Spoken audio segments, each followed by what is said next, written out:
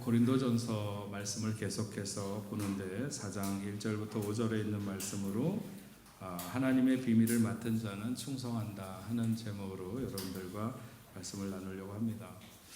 지난 주간에 제가 북아프리카의 그 나라, 어떤 나라인지는 지난번에 얘기했으니까, 하여튼 모 나라에 다녀왔는데, 그동안 제가 아프리카를 가면서 항상 거기를 들렸다가 밖으로 나가진 않았지만 대충 이런 나라구나 이렇게 생각을 하고 지나다녔는데, 그렇게 겉으로 생각했던 것보다는 훨씬 더 개방적이고 유럽에 가까운 문화 속에 있는 나라구나 하는 생각을 갖게 됐습니다. 그 사람들이 프랑스를 그다지 좋아하는 것 같지는 않았습니다. 그렇지만 사회 전반에 프랑스와 굉장히 비슷한 시스템을 갖추고 그렇게 움직이고 있었고, 대부분 거리의 모든 간판이 다 불어로 되어 있어서 마치 프랑스의 조금 낙후된 지역에 온 것 같은 그런 느낌이었습니다. 그곳에 비즈니스 에즈 미션이라고 하는 선교 공동체를 이루며 살아가는 사람들을 만나고 그들이 운영하는 사업체들을 계속해서 방문하는 일정을 보냈습니다. 저뿐만이 아니라 파리에서 여러 목사님들이 같이 가셨는데 모두 새로운 선교 형태의 긍정적인 면을 많이 보고 왔다, 이렇게 말할 수 있습니다. 특히나 이슬람권의 선교는 굉장히 힘들고 어려운데, 그나마 가장 긍정적인 접점을 찾자면 그것이 아마 비즈니스 하는 것이 아닐까. 그런데 바로 그 지점을 파고든 선교의 좋은 루트가 될 수 있다, 이런 생각을 많이 했습니다. 몇 년 전부터 특히 저희 교회가, 그리고 제가 관여되어 있는 불어권 선교회에서 파리 뱀스쿨이라고 하는 그 비즈니스 에즈 미션이라고 하는 그 약자로 뱀스쿨이라고 하는데, 선교를 위한 그 리크루팅하는 그런 시간이죠. 그 시간을 통해서 많은 젊은이들을 도전하고 또 그렇게 사역을 해왔는데, 서서히 가시적인 어떤 성과가 나타나는 것 같은 그런 것이 보여졌습니다. 사업을 하고 있는 분야는 굉장히 다양했습니다. 무슨 PCR 그 테스트기를 만드는 것을 비롯해서 의료기기를 생산하는 것, 혹은 화장품 사업, 또 프랜차이즈 형식의 요식업, 그리고 원단 사업, 아니면 언어학원, 무슨 사진, 여러 가지 하여튼 이런 것 등등으로 확장하고 지역적으로도 넓혀가고 있는 그런 것을 봤습니다. 사업적으로 어떤 절차를 거쳐서 창업을 하게 되고 운영을 하고 또 확장하게 되는지를 살펴보고, 또 그들이 선교적인 삶을 살아간다면 어떻게 공동체를 이루는 것인가, 어떻게 영적인 충전을 이렇게 계속 할 수 있는지, 다방면에서 여러 가지 이야기들을 펼쳐놓고 이야기를 나누면서 그 사람들이 왜 파리에 있는 교회들과 함께 협력하기를 원하는지에 대한 이런 것에 대해서 이야기를 많이 나누었습니다. 프랑스 파리에만 해도 정확한 통계인지는 모르겠지만 약 300개 정도나 되는 한국 식당, 정말 요즘엔 지나가다 보면 자고 일어나면 새로운 한국 식당들이 생긴 걸 보게 되는데, 제가 갔던 이 북아프리카, 다른 아프리카도 마찬가지겠지만 한국 음식에 대한 어떤 호감도가 굉장히 높아져서 지역마다 생기는 것은 물론이거니와, 제가 갔던 나라는 나라의 왕이 운영하는 커다란 몰이 있어요. 그 몰에 그 가게를, 한국 식당을 이렇게 낼 수 있도록 들어와서 해라, 그래가지고 굉장히 그 사람들에게 핫플레이스가 된 이런 모습을 보기도 했습니다. 파리에서 공부를 하다가 선교적인 비전을 가지고 그곳으로 간 젊은 부부가 있는데, 그렇게 해서 정말 잘 되는 식당을 1호점, 2호점 이런 식으로 이제 운영하고 있는데, 그들은 처음부터 그곳에서 식당을 열면서 자기들이 받아가는 월급 외에 나머지는 전부 다 선교에 드리기로 이렇게 작정을 하고 살아간다고 얘기를 했습니다. 그리고 누군가가 그 땅에 와서 그런 어떤 선교적 비전과 이런 것으로 같이 사업장을 열려고 하면 정말 발벗고 나서서 지원을 하고 협력을 해서 또 자기 같은 그런 것을 만들어갈 수 있도록 이렇게 하는 모습을 볼 수 있었습니다. 그들 중에는 전문인으로 선교 훈련을 받고 선교사가 된 사람도 있고 그렇지 않은 사람도 있고 또 목사 선교사도 있고 아니면 그냥 평신도 선교사도 있었습니다. 저도 목회자의 입장에서 평신도 선교사라고 하는 말을 들을 때마다 과연 그 사람들을 선교사라고 해야 되는가 하는 의문이 늘 있었는데 이번에 그들을 보면서 저 사람들이 선교사가 아니면 누가 선교사이겠는가 이런 생각이 들었습니다. 물론 교리적으로 그들에게 더 정립되거나 삶의 어떤 모습들에서도 더 이렇게 갖추어져야 되는 그런 부분들이 틀림없이 있을 수는 있지만 이 시대에 과연 얼마의 사람들이 자기의 어떤 먹고 사는 것, 그러니까 10분의 1을 하나님 앞에 드리는 게 아니라 10분의 9를 드리고 10분의 1을 가지고 살려고 하는 그렇게 전부 쏟아부으면서 살아가는 사람들. 오래전에 파리에서 이 코스타라고 하는 모임이 있을 때 하용조 목사님이나 이동원 목사님 또 무슨 강영환 박사 뭐 이런 사람들이 와가지고 이제 집회를 하고 마지막 시간에 그 분들과 이제 1대1로 이렇게 대담을 하는 물어보고 대답하고 하는 그런 시간을 갖는 시간이 있었어요. 근데 그런 시간을 갖는 중에 어떤 파리에 있는 청년이 손을 들고 물었습니다. 교회에 이렇게 유학을 와서 공부를 하는 시간인데 너무 교회의 시간을 많이 뺏긴다는 거죠. 교회 뭐 이렇게 봉사하거나 지금 아니면 이렇게 찬양팀 뭐 아니면 또 다른 여러 가지 것으로 이렇게 시간을 많이 뺏기는데 그런 것에 대해서 어떻게 생각하시냐고 이렇게 물어봤어요. 그랬더니 하영조 목사님이 대답을 하시는데 그렇게 얘기하시더라고요. 우리나라 청년들 같은 경우에 특히 남학생의 경우는 군대를 가야 되는 그 어떤 시간 뭐 2년 반이든지 3년이든지 군대를 가야 되는 시간 때문에 굉장히 어렵기는 하지만 자기가 생각할 때는 젊었을 때 정말 인생에 본격적으로 뭔가 삶에 뛰어들기 전에 한 1년에서 2년 정도를 아프리카라든지 아니면 어떤 열악한 지역이나 이런 곳에 가서 전적으로 봉사하는 그러면서 시간을 그렇게 보내는 삶에 대해서 자기는 그것이 전체 인생으로 볼 때 그 사람의 인생으로 볼 때 결코 마이너스가 아니다. 자기는 그렇게 생각을 한다는 거예요. 그러면서 될 수만 있다면 여러분들도 그런 것에 한번 도전을 해보면 좋겠다. 이렇게 얘기를 하시더라고요. 교회에서 남들보다 조금 더 봉사하는 것 때문에 마음에 갈등이 있어서 물어봤는데 그분은 아예 1년이나 2년 정도는 전적으로 가서 헌신을 해도 좋겠다. 그렇게 할 수 있으면 해봐라 이렇게 도전하는데 그때 제가 전도사였는데 야 굉장히 담대하구나 저 목사님이 그런 생각이 들었고 옳다 저 목사님의 생각이 맞는다 이런 생각이 저도 들었습니다. 보시는 것처럼 파리에 젊은이들이 많고 우리 교회도 많습니다. 거의 모두가 다 젊다. 뭐 저 빼놓고 한 몇 명 빼놓고는 다 젊죠. 예.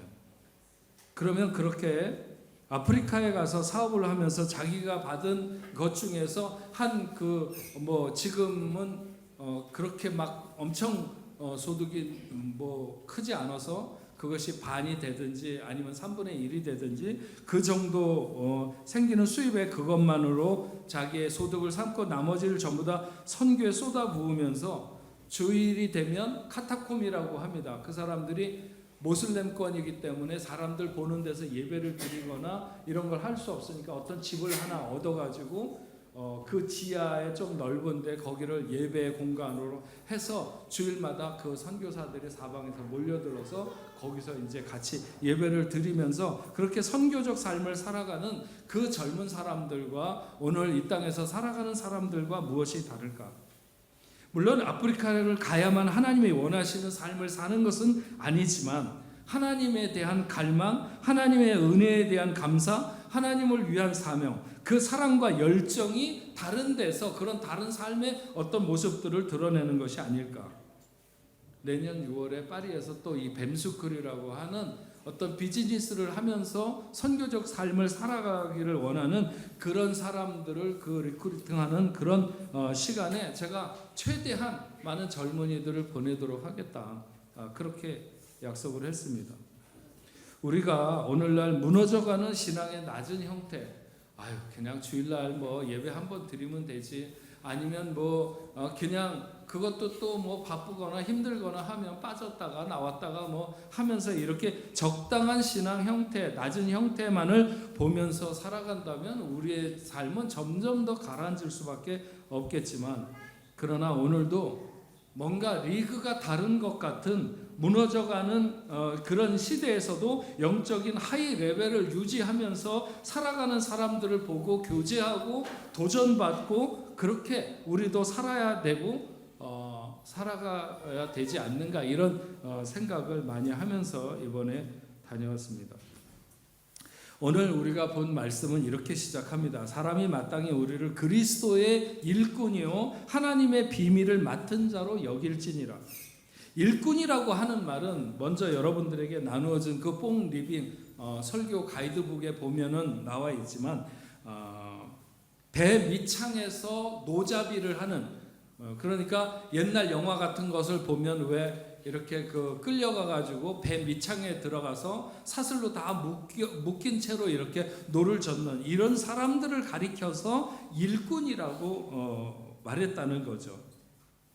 그러니까 먹고 살기 위해서 배 밑창에 내려가서 노를 저을 수도 있지만, 그 당시에 많은 사람들이 정말 이렇게 죽지 못해서, 아니면 감옥이나 이런 데 있다가 끌려와 가지고 묶여서 그런 일들을 하는 매우 고단하고 힘든 삶을 살아가는 사람들, 그런 사람들을 가리켜서 일꾼이라고 말했다는 거예요. 그러니까 자기를 위하거나 자기를 자랑하거나 자기 마음대로 하고 싶은 것을 할 만한 그런 여지는 전혀 없는 것이죠. 단지 한 가지, 과소평가하거나 없어서는 안 되는 사실이 있을 뿐입니다. 그 사람들에게 철저하게 명령에 따르고 순종이 요구되는 자리이기는 하지만, 여기 그리스도의 일꾼이라고 하는 그 일꾼을 수식하는 전제 자체가 너무나도 크고 대단하기 때문에, 비록 왜 질그릇 같은 우리라 할지라도 그 안에 담긴 보배 때문에 그 질그릇 자체도 함부로 할 수 없는 것처럼 귀히 여김을 받을 수밖에 없는 것, 그것이 바로 그리스도의 일꾼이라고 하는 것입니다. 그 일꾼에 대해서 한 가지 더 존재 가치를 나타내는 것은 그들이 하나님의 비밀을 맡은 자라고 하는 것입니다. 하나님의 비밀을 맡은 자. 그리스도를 통해 인간을 구원하시고자 하는 하나님의 계획, 하나님의 나라와 관련된 은밀한 목적들, 복음을 통해서만 알 수 있는 비밀들, 이방인들에게도 구원을 주시고자 하시는 하나님의 목적, 이런 것들이 다 비밀에 속하는 거죠. 왜 이런 것들이 비밀일까? 그리스도에 관한 모든 것이 비밀인데 구약시대에는 그 비밀이 감춰져 있었습니다. 오늘날에도 복음이 감춰진 사람들에게는 여전히 그리스도가 비밀인 것이죠. 그 비밀을 사람들에게 알게 해주려고 하는 사람들이 바로 복음의 일꾼이고 복음의 사역자들입니다. 그 비밀을 맡은 사람들은 그 비밀이 얼마나 놀라운 능력을 담고 있는지를 나타내려고 하는 것이고, 반대로 사단은 복음은 아무것도 아니다, 그냥 신경 쓰지 말고 네가 살고 싶은 대로 그냥 편안하게 살아, 복음 따위에 신경 쓸 필요는 없어, 이렇게 유혹하는 것이죠. 그래서 하나님의 일꾼, 복음의 사역자들이 이런 하나님의 비밀스러운 의도를 세상에 알리고자 할 때 그 사람들에겐 수많은 난관과 여러 가지 어려움, 유혹에 부딪히게 되는 거예요. 남들은 안 하는데 넌 뭐 때문에 그렇게 하냐? 이런 도전을 받게 되는 거죠. 세상에는 수많은 이단이 있고 그 이단은 2000년 전에도 있었고 오늘도 굉장히 극성입니다.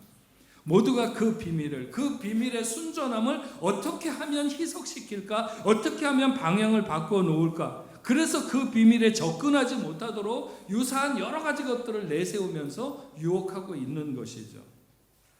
하지만 어느 순간 같은 길을 가고 있는 것 같아도 순전한 비밀을 위해서 일꾼으로 혹은 청지기로 일한 사람들인지 아닌지가 드러나는 시간이 오게 된다고 하는 것입니다. 뚜드 프랑스라고 하는 그 자전거 레이스, 자전거 그 프랑스를 한 바퀴 도는 그 경주를 보면 많은 사람들이 출발점을 지나서 이제 시작해서 결승선을 향해서 달리게 됩니다. 수많은 사람들이 연도에 서서 그들이 지나가는 것을 보고 박수를 치며 환호를 하죠. 그런데 결승선 코앞에 가면, 결승선이 저 앞에 있으면 그 바로 앞에서 왼쪽으로 빠지는 길이 반드시 있습니다. 그 결승선 앞에 반드시 왼쪽으로 빠지는 길이 만들어져 있어요. 결승선이 그어져 있는 곳은 자전거를 탄 선수들만 통과할 수 있습니다. 그렇지 않고 경호하기 위해서 경찰차라든지 경찰 오토바이 아니면은 무슨 중계를 위해서 따라오는 그 중계하는 방송국의 자동차나 아니면 오토바이 또 뭐 대회장 측에서 아니면 선수들 뭐 자전거 바퀴를 갈아 끼우기 위해서 따라오는 뭐 여러 그런 사람들은 결승선 직전에서 바로 왼쪽으로 다 빠지게 되어 있습니다. 수많은 사람들이 출발점에서 결승점의 선상에 있었지만 오직 자전거를 탄 선수만이 결승 라인을 통과할 수 있는 것처럼 그리스도의 일꾼 복음의 비밀을 맡은 자들만이 들어갈 수 있는 문이 있다는 것이죠. 그런데 그렇게 하나님의 비밀을 맡은 자들은 충성을 한다고 오늘 말씀하고 있습니다. 충성은 헬라어로 피스토스라고 말합니다. 이 충성이라고 하는 말은 신뢰나 신용을 나타내는 형용사인데 하나님과 사람 모두에게 사용되고 있습니다. 약속을 지키시는 신실하신 하나님에게도 사용되고 있고 공무 이행에 신실한 청직이나 혹은 대제사장이나 이런 사람들도 이렇게 신실한 그 충성스럽다 이런 말을 사용합니다. 그리고 원래 신실함이라고 하는 것은 하나님의 성품 가운데 하나로서 하나님의 DNA를 가지고 있거나 그 스피릿이 살아있는 사람들이 바로 그 비밀을 가진 복음 사역자들이라 이렇게 말할 수 있습니다. 지난달에 한국에 있는 대전 경찰청 경찰특공대 앞마당에서 경찰견인 럭키라고 하는 개의 장례식이 진행됐습니다. 이 개는 태어난 지 4개월 만에 경찰특공대에 배치되어서 폭발물 탐지하고 또 뭐 잃어버린 사람 이렇게 수색하는 임무를 담당해 왔는데 8년간 그 일을 잘 하다가 몇 달 전에 병이 들어서 더 이상 손 쓸 수 없는 일어서지도 못하고 뭐 이렇게 소화기관도 다 망가지고 그래가지고 할 수 없이 이 개를 안락사 시켰다고 합니다. 수의사가 개가 죽었다고 사망 선고를 내렸을 때 경찰 특공대 대원들은 둘러서서 울었고 그 개에게 격려를 했다고 합니다. 그 럭키라고 하는 개와 작별하며 정말 소리를 내서 오열하는 대원도 있었다고 합니다. 어쨌든 그 개는 화장을 하고 그래서 유골함에 담겨서 그들이 있었던 화단에 묻혔고 까만색 묘비에는 국가에 헌신한 경찰견 럭키가 이곳에 잠들다 이런 그 말이 거기에 새겨졌다고 합니다. 오늘은 안 오셨는데 우리 오승혜 집사님과 같이 오는 안내견을 제가 볼 때마다 늘 그런 충성에 대한 생각을 하게 됩니다. 제가 어디 가서 가끔 나는 개에게도 설교한다. 우리 오 집사님이 맨날 오면 여기 의자 밑에 앉아 있어. 그러면 이제 끝날 때까지 그 개가 계속 이렇게 앉아 있다가 예전에는 또 보면은 안에 들어가서 이제 오면은 기도회를 먼저 했어요. 예배를 위해서. 그러면 그 집사님이 넌 거기 있어. 그러고 이제 들어가면 거기 있습니다. 그리고 예배 끝날 때까지 거기 있어요. 개가 있는지 없는지도 모르게 있어요. 예배가 조금만 길어지면 온몸을 비트는 사람보다 훨씬 정숙한 자세로 처음부터 끝까지 있다가 이렇게 가는 모습을 보게 되는데 제가 그 우리 오승의 집사님 때문에 알게 된 것은 그 안내견이 있잖아요. 안내견이 어느 시간에 안내견으로 픽업이 되면 굉장히 긴 시간을 훈련을 통해서 그 사역을 어떤 사람에게 입양이 돼서 그 시각장애인을 위해서 일을 하게 되는데 한 번에 4년 정도 일을 하고 그 다음에 1년 정도 한 번 6개월에서 1년 정도 이 안식년을 준다는 거예요. 안식년을 주고 그 다음에 한 텀을 더 하든지 뭐 한 번만 하는 것도 있고 그 다음에 그 사역이 끝나면 이제 시각 장애인이 아닌 그런 자유한 그런 분에게 맡겨져서 남은 시간, 남은 생애를 마음껏 뛰어다니며 살 수 있도록 이렇게 해주는 것이 그 안내견의 어떤 삶인데, 제가 그 얘기를 들으면서 4년을 이렇게 일을 하고 어떤 일정한 시간을 안식년을 안 주면 안 됐다는 거예요. 왜냐하면 그러면 그 개가 견디질 못한다는 거죠. 그만큼 그가 사역하는 시간에는 그 주인에게 집중되어 있는 거예요. 몇 시간이 되든지 얼마가 되든지 주인이 명령하는 대로 움직이게 돼 있어요. 갑갑하니까 뭐 해야 되니까 내가 하겠다 이런 게 아니라 주인이, 그래서 주인이 외출을 나가기 전까지는 그가 있어야 되는 포지션에 있는 것이고, 그가 최선을 다해서 그 주인에게 집중해서 일하기 때문에 안식년을 안 주면 안 된다. 그렇게 4년인가 하고, 그 얘기를 들었을 때 저는 정말 숨이 막히는 것 같아요. 제가 30몇 년을 사역을 했는데 거의 안식년 안 가졌죠. 옛날에 한 두가. 근데 도대체 어떻게 하면 4년 동안 일하고 안식년을 안 주면 죽을 지경인데 30년을 일하고도 아직 안식년을 안 가져도 안 죽었을까? 응? 그런 생각이 들더라고요. 너무 그래서 개를 볼 때마다 그런 충성에 대한, 주인에 대한 충성에 대해서 늘 제가 생각을 합니다. 너무 부끄럽죠. 부끄러워요. 그래서 오승혜 집사님 개 올 때마다 내 뒤에 옆에 앉는데 잘 눈을 못 맞추겠어요. 개가 한 명의 시각장애인을 위해서 충성하는 것도 굉장히 숭고한 일이죠. 숭고한 일입니다. 그 같이 일했던 경찰 대원들이 통곡을 했다고, 오열을 했다는 것에 대해서도 충분히 이해가 갑니다. 하지만 그리스도의 일꾼, 하나님의 비밀을 맡은 자가 드러내야 되는 충성은 어떠한가? 고린도 교회를 위해서 사역한 바울과 그의 동역자들 역시 하나님의 비밀을 맡은 일꾼들이었어요. 고린도 교회를 위해서 또 그 성도들을 위해서 충성을 다했습니다. 충성이라고 하는 것은 공식적인 개념입니다. 하나님께서는 시행해야 할 일들을 알리시고 맡은 청지기들은 그것을 충성되이 이행하는 것이죠. 특히나 그런 충성된 자는 오늘 3절 이하의 말씀에 주의를 기울여야 되는데, 너희에게나 다른 사람에게나 판단받는 것이 내게는 매우 작은 일이라. 나도 나를 판단하지 아니하노니 내가 자책할 아무것도 깨닫지 못하나 이로 말미암아 의롭다함을 얻지 못하노라. 다만 나를 심판하실 이는 주시니라.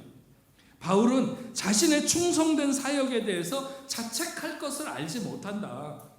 누가 그것을 대단하게 생각하거나 아니면 보잘것없이 생각하거나 그것에 대해서 크게 내가 영향받지 않을 뿐만 아니라 나 자신 스스로도 나 자신에게 실망하지 않는다는 것입니다.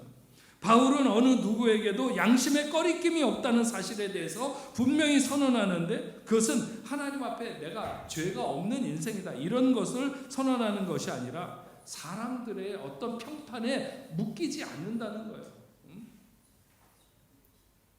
그는 그의 과감함이 지나친 것이 아닐까 하는 생각이 들 정도로 자신이 성실하다 혹은 신실하다, 내가 그리스도를 본받는 것처럼 너희는 나를 본받아라, 이렇게 자신 있게 종종 말했습니다. 하지만 그것이 바울의 의로움을 입증하고자 하는 것은 아니죠. 다만 그가 하나님의 청지기로서 충성을 다했는가 하는 것은 오직 하나님만이 결정하시고 하나님만이 알아주시는 것이라고 하는 것입니다. 그를 의롭다고 인정하실 수 있는 분은 오직 하나님뿐이다.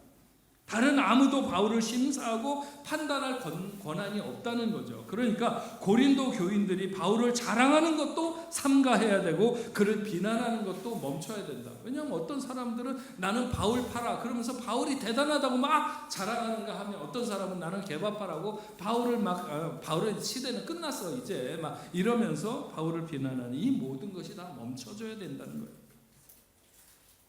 제가 처음 신앙생활을 하는 분들에게 그 전에 제가 새가족을 하면은 항상 그런 얘기를 합니다. 그리스도인이란 어떤 사람들인가? 그리스도인의 특징 중에 하나가 뭐냐면, 그리스도인이라고 하는 것은 첫째는 남에게 실망 주지 않는 그리스도인이 되어야 된다 하는 것입니다. 그리스도인에게는 구별됨이 있어야 되는데, 물론 처음부터 어렵지 않죠. 쉬운 것은 아니죠. 예수 안 믿는 사람들 가운데 예수 믿는다고 하는 것을, 예수 믿는 게 뭐냐? 마치 무슨 술을 안 먹거나 담배를 안 피는 사람들이라고 생각하는 사람들도 있어요. 그런 사람들은 예수 믿는 사람이 담배를 피거나 술을 먹으면 똑같네, 그렇게 간단하게 그냥 정리해버려요. 그런 사람들의 모든 단편적인 생각에 우리가 다 부합되는 삶을 살아야 하는 것은 아니지만, 뭔가 다른 가치, 다른 삶의 태도, 다른 열정, 이런 것들이 드러나게 되어 있습니다, 예수 믿는 사람들에게는. 그런데 예수 안 믿는 사람들보다 더 나빠. 난 쟤 때문에 예수 못 믿겠어, 더 못해. 그래서 부정적인 이미지를 주는 것은 결국 남을 실망시켜서 예수로부터 더 멀어지게 할 수 있다는 거죠. 그래서 그리스도인이란 남에게 실망 주지 않는 그리스도인이 되는 거 중요해요. 바울은 자기는 다 자유하다, 먹는 것도 자유하고 뭐 하는 것도 자유하고 다 자유하지만, 그러나 내가 이 자유한 대로 다 하지 않는 것은 혹시 나 때문에 누가 실족되는 사람이 있을까 봐 자기는 그렇지 않다고 그렇게 얘기를 했어요. 남에게 실망 주지 않는 그리스도인이 되는 거 중요합니다. 근데 제가 조금 더 강조해서 말하는 것은, 조금 더 중요한 것은 남에게 실망당하지 않는 그리스도인이 되는 게 중요하다는 거예요. 오늘 본문의 사도 바울의 입장도 자신이 뭔가 엄청 자랑하고 싶은 마음이기보다는 자신은 그렇게 쉽게 사람들의 평가에 휘둘리는 사람이 아니라는 거예요. 사람들이 나에게 뭐라고 하든 내가 알고 있는 가장 중요한 것은 하나님이 보시는 나는 어떤 사람인가 하는 것이 중요하지 않은가. 자기는 그게 중요하다는 거예요. 과연 그리스도의 일꾼 하나님의 비밀을 맡은 자로 나를 충성되이 여겨줄 분은 오직 주님뿐이시다. 사람들이 볼 때 저 사람 굉장히 엄청 괜찮은 사람이야, 이렇게 생각해도 하나님 보시기에 전혀 그렇지 않은 사람일 수도 있고, 사람들은 이해 못하고 오히려 비난을 하고 오해를 해도 하나님 앞에 정말 인정받는 복음의 일꾼들이 세상에는 많이 있다고 하는 것이죠. 그래서 여러분들도 실망당하지 않는 그리스도인이 되는 것이 중요하다. 중요하다 하는 것입니다. 그런 여러분 되시기 바랍니다. 오늘 마지막 말씀은 이렇게 말하고 있습니다. 그러므로 때가 이르기 전 곧 주께서 오시기까지 아무것도 판단하지 말라. 그가 어둠에 감추인 것들을 드러내고 마음의 뜻을 나타내시리니 그때에 각 사람에게 하나님으로부터 칭찬이 있으리라. 우리가 함께 이렇게 교회 생활을 하고 공동체를 이루거나 이렇게 할 때 가장 조심하고 유의해야 하는 것이 있다면, 자기가 자기를 판단하는 것뿐만이 아니라 다른 성도를 함부로 판단하는 습성을 버려야 된다는 거예요. 이것을 강력하게 권고하고 있어요. 어떤 사람들은 늘 자기 자신을 비평하면서 조금도 앞으로 나가거나 성장하지 못하는 사람들이 있어요. 이런 사람들은 다른 사람을 판단하는 것에 결코 뒤지지 않는 부정적인 요소를 가지고 있는 거예요. 자기 내 삶이니까 내가 마음대로 사람들 앞에 뭔가 이렇게 자꾸 모자르다, 아니면 뭔가 부정적인 요소를 얘기하는 거, 그건 판단하는 게 결코 좋지 않다는 거예요. 바울은 자기 자신도 자기를 판단하지 않는다고 그랬어요. 물론 우리는 다른 성도들 복음의 사역에 대해서 쉽게 판단하고 말하면 안 됩니다. 저는 사실 이번 북아프리카를 방문하기 전까지 비즈니스 에즈 미션이라고 하는 것에 대해서 그렇게 우호적인 생각을 갖고 있지 않았어요. 왜냐하면 이 시대에 실체적인 공동체를 이룬다는 것이 얼마나 어려운 요소들을 많이 담고 있는가, 그리고 얼마든지 불결하고 불손한 생각들이 유입될 수 있다는 거죠. 공동체를 잘 이루고 있는데 한 사람만 도둑놈이 들어와서 그 속에 설쳐도 거기에 나타날 수 있는 해악이라고 하는 건 말할 수도 없는 거죠. 그런데 오늘날 어떻게 초대교회 공동체를 지향하면서 나가려고 하는가, 그것이 과연 맞는가, 이런 생각이 많았죠. 그래서 만나서 여러 가지 질문들을 하고 여전히 숙제들이 많이 있다고 하는 것을 발견했지만, 그러나 분명히 그들을 통해서 하나님이 지금도 일하고 계신다고 하는 생각을 갖게 되었고, 할 수만 있으면 그들과 같은 삶에 많은 이들을 도전할 수 있으면 좋겠다. 그런 목회자가 되어야지, 이런 생각이 많이 들었습니다. 정말 누군가를 판단하기에 정확한 그런 자격을 가지고 판단하는 사람은 오히려 많지 않습니다. 오히려 그렇지 못한 사람이, 잘 알지 못하는 사람들이 서로를 판단하고 욕을 하고 뭐 이렇게 비난을 하는 경우가 많죠. 고린도 교회의 분열은 그렇게 서로를 판단하면서 혹은 자기를 자랑하면서 그리스도의 일꾼이나 하나님의 비밀을 맡은 자로부터 점점 멀어지는 거예요.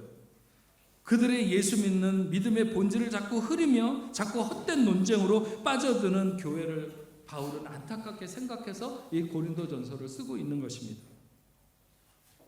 분명히 모든 사람의 숨겨진 행위와 감추어진 동기까지 밝히 드러나는 시간이 있을 것입니다. 하나님을 향한 충성과 열정이 비난과 조롱을 받거나 그 누구에게라도 그릇된 오해와 주관적인 판단을 받는다 할지라도 마지막 날에 모든 진실이 밝혀지고 하나님으로부터 칭찬받는 순간이 올 것이다. 그런 시간을 기대하면서 오늘 우리는 하나님 앞에 서서 살아가는 삶이 되어야 되는 것입니다. 그렇게 마지막 때에 이루어질 모든 사람을 향한 최종적이고 완전한 최후의 판결과 보상은 오직 공평과 정의의 그리고 신실하신 하나님만이 하실 수 있다고 하는 것입니다.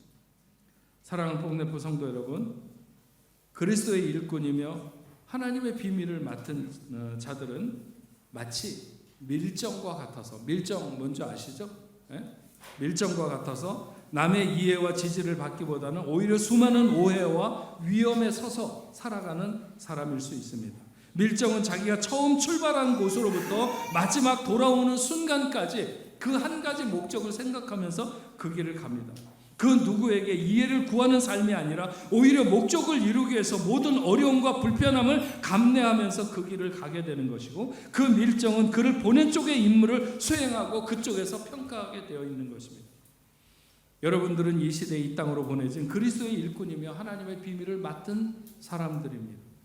사람들의 인정이나 불인정이나 환호나 비난이나 그 어떤 시간이나 그 어떤 자리에서도 하나님의 최후의 판결과 정직한 보상을 보며 오늘도 우리에게 맡겨진 사명을 잘 감당하면서 앞으로 나가는 여러분들 되시기를 주의 이름으로 축원합니다. 하나님의 비밀을 맡은 자는 충성한다고 했습니다. 신실하신 하나님처럼 신실함으로 하나님 앞에 나아가는 여러분들이 될 수 있기를 바랍니다. 우리 같이 하나님의 부르심 찬양하겠습니다. 하나님의 부르심에는 후회하심이 없네요. 내가 이 자리에 선 것도 주의 부르심이다. 하나님의 부르심에는 결코 실수가 없네요. 나를 부르신 하나님의 신실하심을 믿네. 우리 같이 찬양하겠습니다.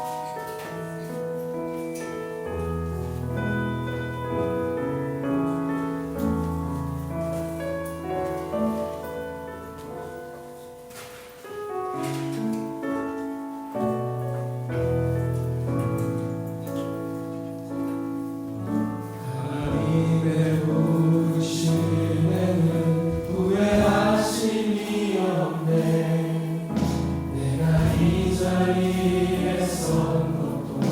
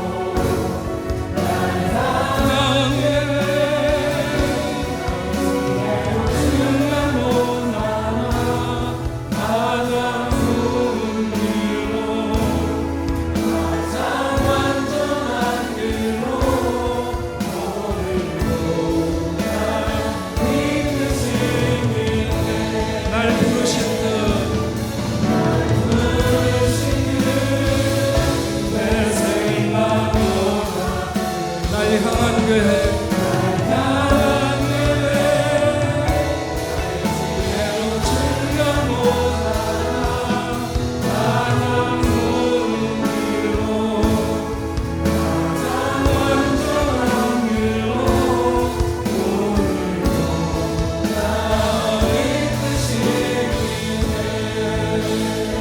하나님 아버지 감사합니다. 그렇습니다. 오늘 저희들 이렇게 하나님의 부르심, 그 부르심에는 틀림없이 큰 뜻이 있는 것을, 큰 계획이 있는 것을, 그것을 우리가 다 측량할 수 없지만 가장 좋은 길로, 가장 완전한 길로 오늘도 우리를 인도하심을 분명히 믿습니다. 하나님, 오늘 고린도 교회를 향한 바울의 음성을 우리 앞에 아버지 하나님 우리가 들으면서 정말 우리도 그리스도의 일꾼으로 하나님의 비밀을 맡은 자로 아버지 하나님 우리가 신실하게 충성하는 하나님의 귀한 자녀들 다 될 수 있도록 주여 도와주시옵소서. 성숙한 그리스도인은 세상의 평판에 신경 쓰지 않는다고 하는 것처럼 아버지 하나님 세상 사람들이 우리를 평가하는 것에 우리가 흔들려서 넘어지거나 실망하거나 좌절하는 것이 아니라 오직 우리를 판단하실 이는 의로우신 신실하신 하나님 한 분이시라는 생각을 우리가 바로 알고 오늘도 아버지 하나님 우리가 하나님 앞에 서서 살아가는 귀한 하나님의 자녀들 다 되게 하여 주시옵소서. 전능하신 아버지 하나님, 오늘 하나님 앞에 예배하며 귀한 예물을 구별하여 올려드립니다. 우리를 사랑하셔서 우리의 필요한 모든 것을 공급하시는 주님 앞에 우리가 주의 손에 받은 것을 주님 앞에 돌려드립니다. 하나님, 우리가 살아가는 삶의 모든 형편과 처지, 우리가 경영하는 사업과 가정과 직장과 하는 모든 일들 위해 하나님 함께 해주시고 우리가 이런 것을 11조로 감사 예물로 선교 헌금으로 주일 헌금으로 또 여러 가지 목적을 가지고 하나님 앞에 올려드립니다. 아버지 하나님, 하나님의 나라가 풍성해지게 하시고 우리 주변에 살아가는 사람들이 우리로 인하여 도움을 누릴 수 있도록 주님 도와주시옵소서. 흩어져 있는 모든 성도들을 함께 하시고 아버지 하나님 우리가 세상으로 나갈 때 좀 더 순전하게 깨끗하게 정직하게 살아가는 하나님의 백성들이 되게 하여 주시옵소서. 멀리 선교지에서 나가서 수고하는 선교사님들에게도 하나님 함께하여 주시옵소서. 또 질병으로 인하여 고통받고 오늘 이 자리에 함께하기를 원하지만 못 나온 하나님의 자녀들이 있거나 혹은 이 자리에 있는데 연약함으로 인해 고통받고 있는 자녀가 있다면 주님 저들을 어루만져 주시옵시고 예수의 이름으로 모든 질병을 고치시사 깨끗이 나음받는 귀한 역사가 있도록 주님 도와주시옵소서. 하나님 아버지, 오늘 저희 교회 처음 나와서 함께 이렇게 예배드린 당신의 사랑하는 귀한 자녀들이 있습니다. 이슬비, 장요한, 김연경, 브라이언, 정재웅, 한결의 이현주, 김윤영, 방소윤, 우림, 함다, 권성혁. 아버지 하나님, 이들 하나님 함께 해주시고 이들 말고도 오늘 이 자리에 함께한 모든 이들에게 하나님 동행하시며 어디로 가든지 하나님 함께 하시고 하나님의 사랑이 저들의 삶 가운데 늘 넘쳐날 수 있도록 주님 도와주셨기만을 간절히 바라고 원합니다. 하나님 함께하여 주시옵소서. 특별히 임지수, 김주영 사랑하는 귀한 자녀들 가정에 은혜와 복으로 하나님 함께하여 주시옵시고 저 가정을 통해서 하나님 영광 받으시는 복된 가정이 되도록 인도하여 주시옵소서. 돌아가는 모든 성도들 함께 하시고 한 주간의 삶에서도 승리케 하여 주옵소서. 이제는 우리 주 예수 그리스도의 은혜와 하나님 아버지의 크신 사랑과 성령님의 감화 감동 위로 교통하심이 오늘 하나님 앞에 나와 예배하는 당신의 사랑하는 자녀들과 저들의 가정과 직장과 두고온 고국에 세계 만방에 흩어져 복음을 전하는 모든 선교사들과 그 사역지 위에 이제로부터 영원토록 함께 있을지어다. 아멘.